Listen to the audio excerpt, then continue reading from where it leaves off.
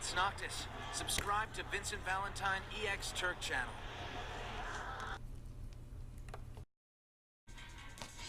What's up, my archfiends of chaos? This is your King EX Turk, and this time I verse reactionary news culture.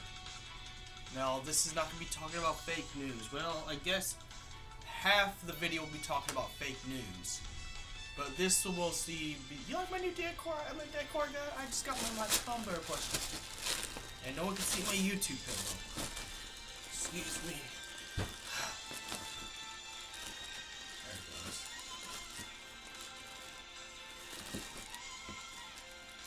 There it is.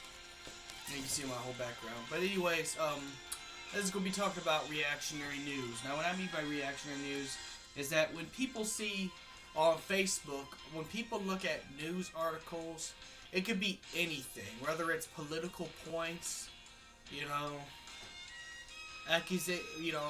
sexual accusations against YouTubers, famous celebrities, movie stars, rappers, rock stars, etc., etc. The list goes on. The problem I have is people just read a headline and they react like it's like an overreaction before reading the full force paper. And I think it's important to read the full thing before getting upset. It's a healthier mindset to just, read the whole thing, understand both sides of the story before overreacting. Just saying. I mean, it would just be doing not only the people in the news article that are mentioned in the news article solid, but this will also do the media that's reported, the news media that's reported on such subjects to be doing a solid to them. So the point I'm trying to say is that it gets kind of tiring dealing with. This is mostly on social media. I don't think anyone really does this in public. I hope not. I hope someone doesn't go to someone's house, watch the news, and like, oh, this person did this! Oh, this person's horrible! I'm gonna castrate him! Hope no one does that stuff in real life. But the overreaction on newsfeed thing before reading everything and understanding the story. This is where facts come into play. Now, we get angry at some things. Some things just piss us off. Let's just be honest, If someone is convicted, and not only convicted, but, if someone's like, convicted of set crime, I'm not going to talk about the crime because, again, it's a strong subject, and I'm trying to keep my strong subjects to a minimum. Just so I don't offend people, but if someone commit like heinous crimes and it's proven, yeah, I'm gonna get very upset and pissed off and really want the most horrible things to happen to said criminal. Especially ones that perpetrate disgusting sexual acts on females that don't want it. Yes, I really hope that person gets the book thrown at them and they go to prison and they get a taste of justice inside the prison. But nonetheless, those are for people who commit those crimes. Now, people who get falsified, sometimes false information does come, and sometimes things get played in a way where, people make a joke out of stuff. We live in the day where social media is so prevalent. People make up all kinds of stuff about a set person, or set celebrity, or set this, or set that. And that's kind of problematic in my opinion, because, then that's kind of fucking someone's life over, don't you think?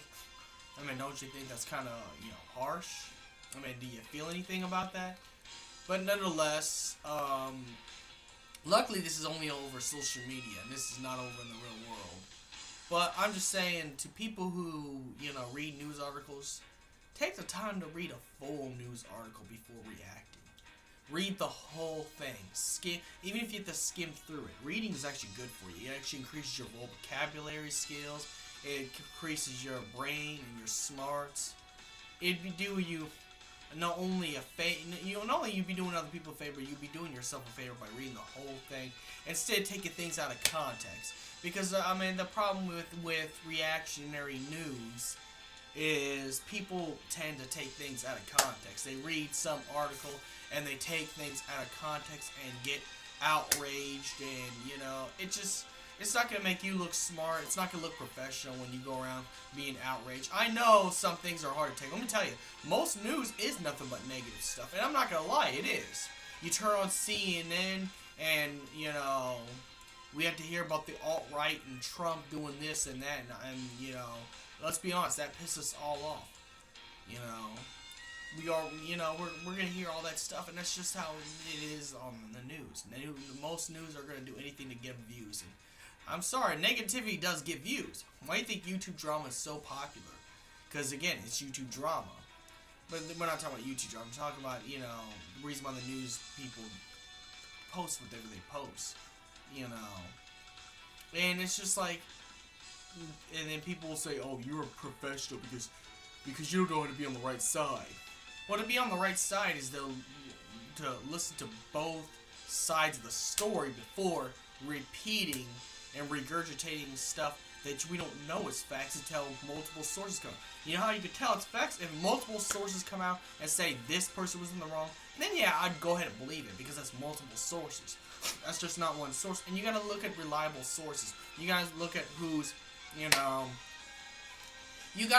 look objectively what's a reliable source and what's not a reliable source, because there's some stuff that lies, and objectively lie, and like I'll be honest, and this is where people are gonna get triggered.